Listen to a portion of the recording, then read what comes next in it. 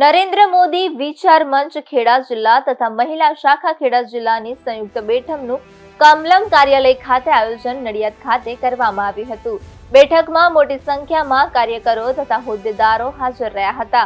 આ બેઠકમાં મુખ્ય અતિથિ તરીકે નરેન્દ્ર મોદી વિચાર મંચના ગુજરાત પ્રદેશ મંત્રી મુકેશ બ્રહ્મભટ્ટ ઉપસ્થિત રહ્યા હતા।